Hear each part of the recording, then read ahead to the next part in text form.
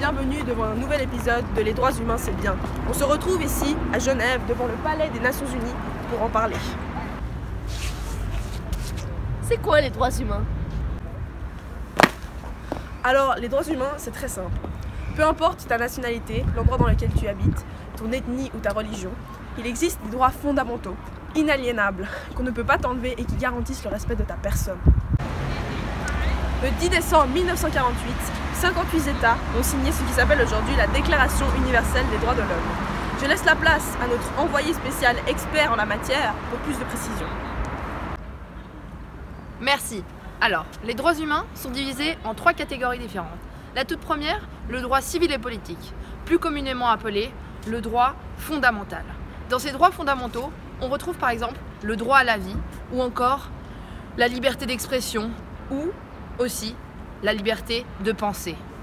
Mais vous n'aurez pas la liberté de penser. Ensuite, la prochaine catégorie s'intitule le droit socio-économique et culturel. Dans cette catégorie, on retrouve par exemple le droit à l'éducation.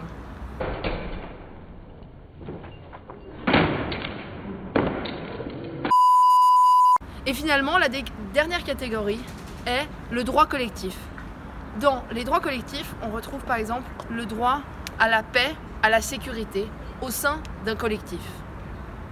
Malheureusement, la vie, c'est pas tout rose.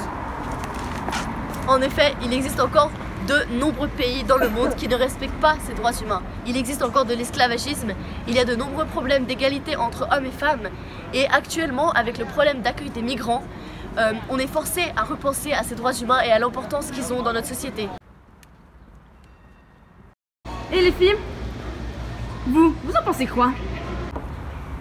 Alors nous, personnellement, on a de la chance. On est dans un pays où les droits humains sont plutôt respectés, sont garantis pour nous.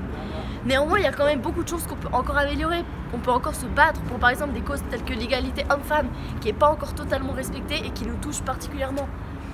Au niveau du futur, on espère qu'on va réussir au niveau global, au niveau de la planète, à réduire les inégalités, à réduire les injustices, en garantissant les droits humains.